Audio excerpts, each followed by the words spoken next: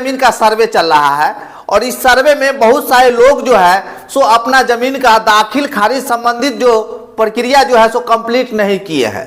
कहने का मतलब है, अगर आप कोई भी जमीन परचेस किए हैं, किसी दूसरे व्यक्ति से जमीन खरीदे हैं, चाहे वो ग्रामीण क्षेत्र में हो या शहरी क्षेत्र में हो, किसी भी क्षेत्र में अगर आप जमीन परचेस किए हैं तो परचेस करने के बाद जो है सो जमीन का दाखिल खारिज कराना जरूरी होता है। जब आप जमीन का दाखिल खारिज करा लेते हैं तो उसमें क्या होता है, एक लगान निर्धारण होता है। यानी कि जो जमीन आप परचेस किए हैं उसका जो लगान जो है सो पिछला रैयत दे रहा था, जो रैयत बिक्री किया है जमीन वो रैयत दे रहा था जब उसके नाम से वो जमीन था, और उसने अपना मालिकाना हक आपके नाम पर ट्रांसफर कर दिया निबंधन कार्यालय जाकर, उसका आप प्रॉपर्टी का मालिक आप हो गए हैं।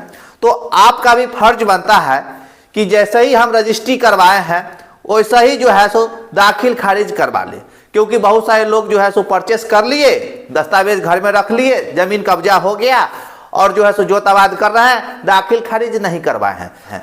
तो दाखिल खारिज नहीं करवाए हैं तो परेशानी तो है, तो आगे चलकर कभी भी आ सकता है। अब कहने के मतलब है जो ये परेशानी क्यों आएगा भाई, बहुत सारे प्रश्न आपके मन में उठ रहा होगा कि परेशानी हमें क्यों आएगा, हमको तो जमीन रजिस्ट्री हो गया। तो देखिए, रजिस्ट्री तो हो गया लेकिन लगान रसीद जो है सो वह आपके नाम से नहीं कर रहा है, क्योंकि ये जो प्रक्रिया जो हम आपको बता रहे हैं दाखिल खारिज संबंधित, यह बहुत इंपॉर्टेंट जानकारी दे रहे हैं। थोड़ा आप ये सब पर जो है सो अमल कीजिए और गौर से समझिए कि हम क्या कहना चाह रहे हैं।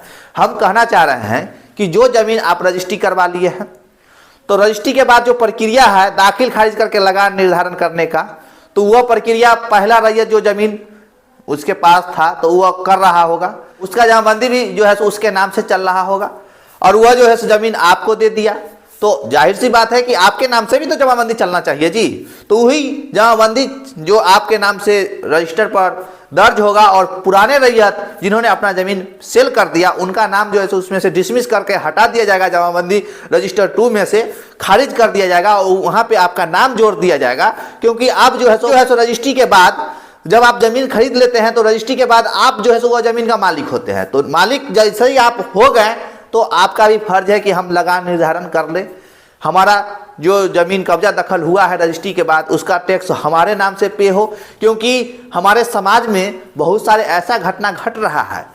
सबसे बड़ी बात तो हम ये चाहते हैं कि शहरी क्षेत्र में एक जमीन दो जमीन को जो है सो कई बार सेल कर दिया जाता है और पैसा इधर उधर जो खरीदने वाले व्यक्ति होते हैं उनको पैसा इधर उधर हो जाता है और बाद में जो है सो कोर्ट कचहरी लड़ाई झगड़ा का जो है सो सामना करना पड़ता है। कब? जब लगान निर्धारण उनका नहीं हुआ रहता है, पुराने रैयत जो जमीन बेच दिया है और बहुत ज़्यादा दिन हो जाता है जब बिक्री का, तो उसके जो वंश वृक्ष होते हैं, जो व्यक्ति बिक्री कर दिए हैं उनका वंश वृक्ष बेटा पोता जो है सो उठता है और कहता है कि रसीद हमरे दादा के नाम से कट रहा है, हमरे परबाबा के नाम से कट रहा है। अगला व्यक्ति जो जमीन कब्जा कैसे कर लिया भाई, अगर उसका जमीन रहता तो रसीद उसके नाम से कटता। इस तरह की बात जो है सो अफवाह के तरह जो है चारों बगल फैला देता है और उसके बाद जो है सो कोई ऐसा व्यक्ति को ढूंढ लेता है जो थोड़ा बहुत पैसा दे और रजिस्ट्री कर दे। तो इस तरह का घटना जो है हमारे समाज में घट रहा है और ये सब घटने का मुख्य कारण जो है सो उसमें यह जो है सो लगान रसीद भी है।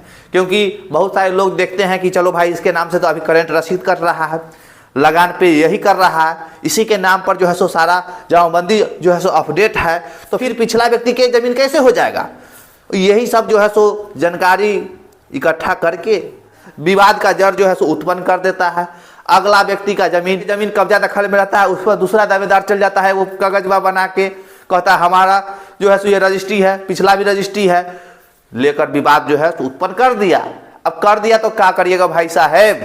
अभी तक हम आपको रिकॉर्ड बताते हैं, अगर जमीन जायदाद का मामला अगर न्यायालय में जाता है तो दो ही तरह का जाता है। एक जमीन ऐसा होता है जिस पर दो दावेदार होते हैं, जो लड़ाई झगड़ा दोनों व्यक्ति में होता है, तो उसके लिए न्यायालय में जो है सो मुकदमा होता है, दो व्यक्ति लड़ते हैं। एक यह हुआ। दूसरा हुआ कि देहात गोतिया में किसी कारणवश जो है सो हिस्सा के लेकर कम बेश हो जाता है, जिसके कारण पार्टीशन सूट जो है सो कोर्ट में लड़ते हैं।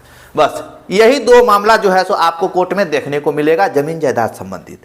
और 100 से ज़्यादा मामला जो है पार्टीशन सूट थोड़ा कम ही मिलेगा लेकिन टाइटल ज़्यादा मिलेगा, क्योंकि वहाँ दो दावेदार होते हैं। एक ही जमीन जो है सो 2 बार सेल हो गया, 3 बार सेल हो गया, अगला का कहेगा कागजबा जो है सो जाली है, अंगूठा का निशान में गलती है।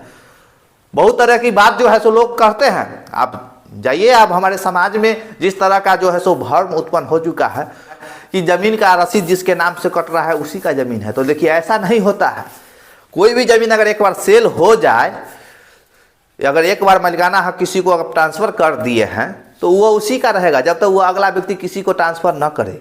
और रह गई दाखिल खारिज की बात, तो दाखिल खारिज कभी भी कोई लोग करवा सकते हैं। मान लीजिए 10 साल नहीं करवाएं, 15वां साल में करवा लीजिए। और बीच में अगर झगड़ा लड़ाई करने की बात होती है तो जो साफ सुथरा जमीन है उस पर भी बहुत सारे लोग जो है सो विवाद उत्पन्न कर देते हैं। एक गांव समाज में तो ऐसा भी है, जानते हैं, जब खेत में जब अनाज बोया जाता है तो उस समय जो है सो गाड़ी चलने से अगर मेड़ भी टूट जाता है तो लोग आपस में लड़ाई झगड़ा कर बैठते हैं। हमारे समाज में ऐसे ही बहुत सारे लोग हैं जिसके कारण जो है सो बहुत सारा मुकदमा जो है सो लोग लड़ रहे हैं। तो हम यही कहना चाहेंगे कि अगर आप जमीन रजिस्ट्री करवाए हुए हैं, लाइट भी चला गया है, अगर आप जमीन रजिस्ट्री करवाए हुए हैं तो दाखिल खारिज करवा लीजिए, क्योंकि लगान निर्धारण होना भी जरूरी है। वो भी जो है सो एक जो है सो जमीन जायदाद का एक अलग कागजात एक तरह समझिए जो होता है, उसका भी जो है सो मान्यताएं होती ही है। ऐसा नहीं है जो उसका मान्यता वैल्यू नहीं है। लगान निर्धारण भी होना जरूरी है, जमाबंदी भी आपका स्थापित होना जरूरी है। और ऐसा नहीं है कि आपका अगर लेट हो गया है तो आपका ज़मीन आपके हाथ से चला जाएगा, ऐसा नहीं है। लेकिन आप दाखिल खारिज नहीं करवाए हैं तो दाखिल खारिज करवा लीजिए, क्योंकि सबसे पहले मामला जो है सो समाज में ही घटित होता है, उसके बाद कोर्ट कचहरी जाता है।